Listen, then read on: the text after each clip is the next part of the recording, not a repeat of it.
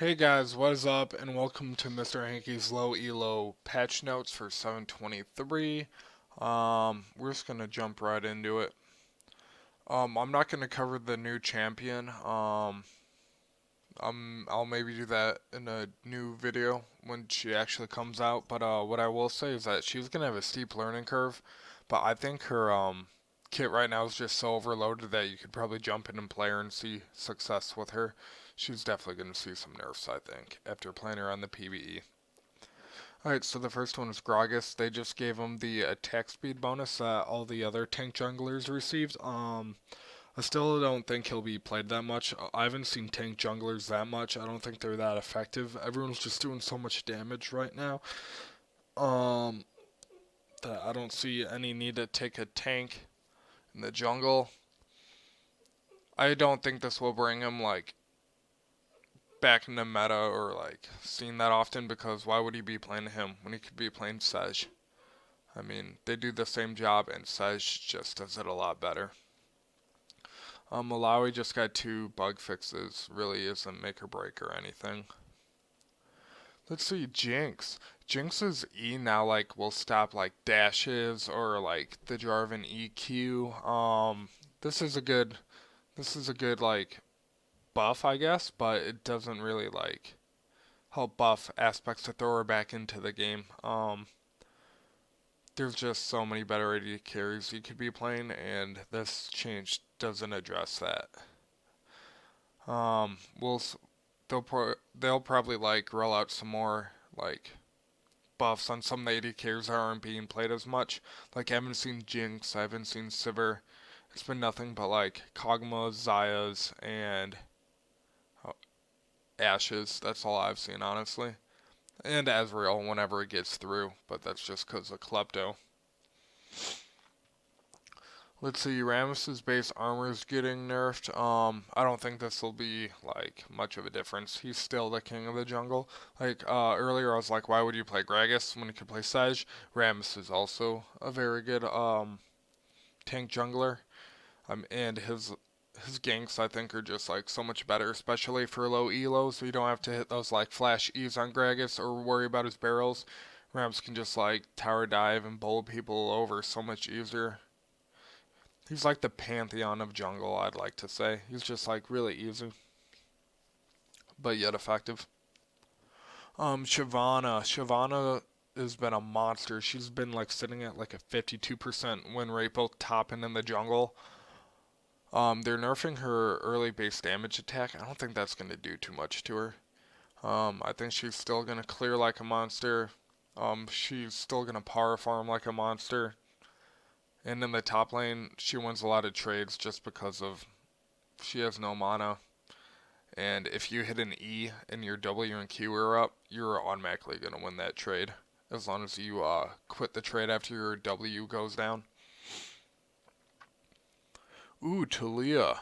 I see Talia's getting buffed. I don't think she really needs this. I think people are still like kind of feeling her out with the new runes. They gave her both like a health and an armor buff. I don't know if I agree with that. Um, when Talia's good, she's good. So you got to be really careful about like buffing her. I thought she was still probably the best of all the roaming like mid laners, like ASOL, TF. I thought Talia still is better than all of them, just because she offers so much, and like she has a strong laning, strong clear, strong roam.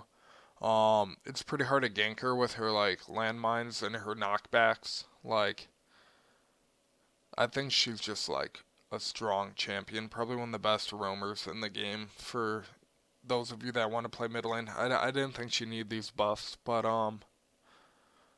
apparently they thought so. We'll have to keep an. I'm actually gonna look up her win rate right now on op.gg. So this will be from last patch.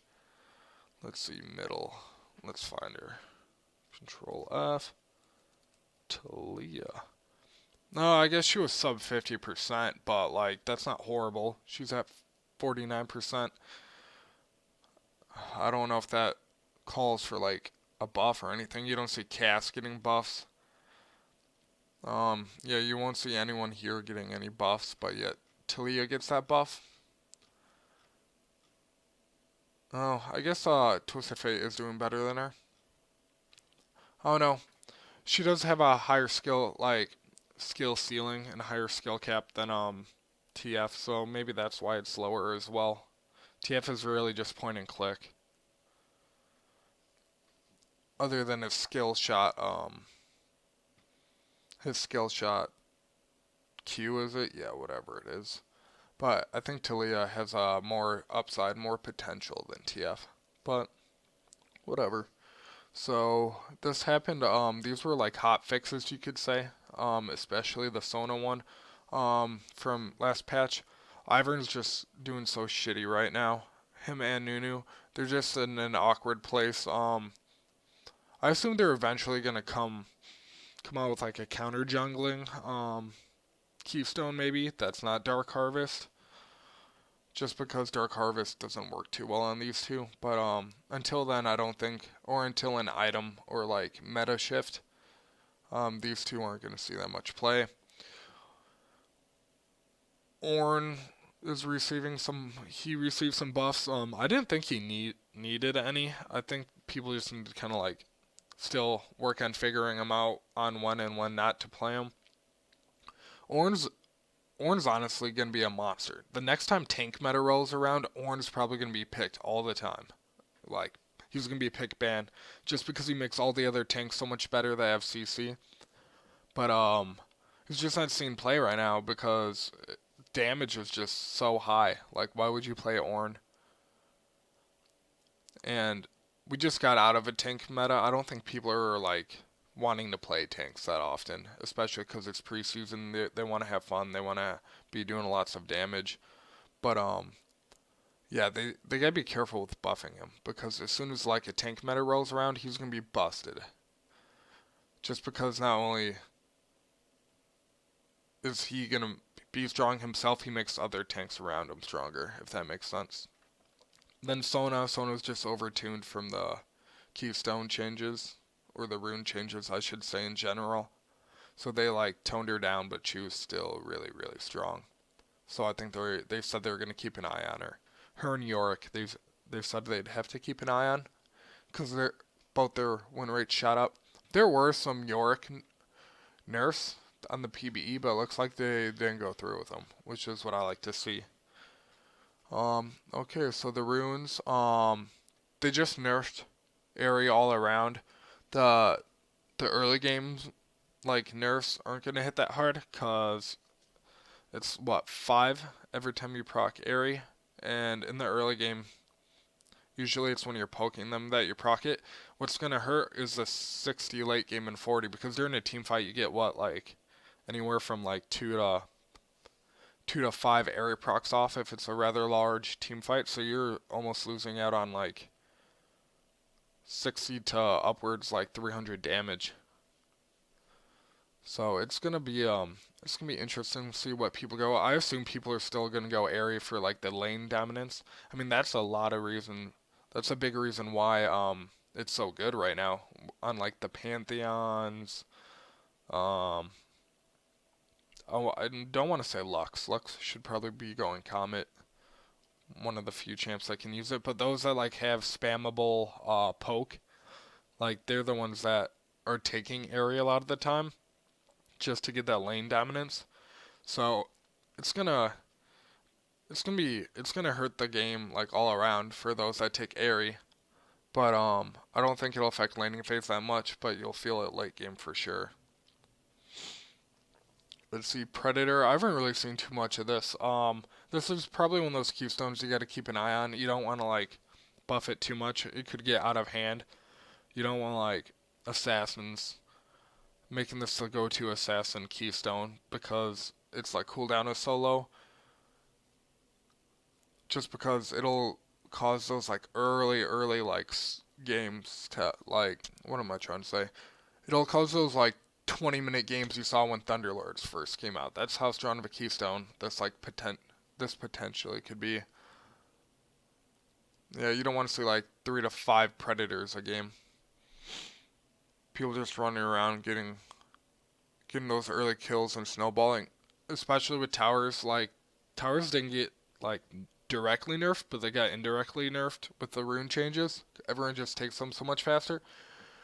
So if everyone's like getting high kill counts early, with decent death timers, you could potentially be ending games like between 20 and 25 minutes. Predator is good for that. Gets the snowball rolling, could end games early, so they just need to keep an eye on it. Alright, Zombie Award. Ooh, Zombie Award now grants 1 gold. Okay, that's kind of weird. Yeah, that's weird. Like, it grants 1 gold, or it'll grant, like, the gold of 1 ward. I don't understand the point of that, why they'd allow you to get one gold. Whatever. And then these are just bug fixes. Ooh, turrets. There we go. I just, like, was talking about how, like, turrets got indirectly nerfed. They've now buffed them by 300 health. And minions deal 40, but they did buff the damage that minions do to it, but that 300 health, it's going to take a while for that 10% to be made up. So it's definitely a buff to turrets in general. And after 20 minutes, minions now gain 25 movement speed.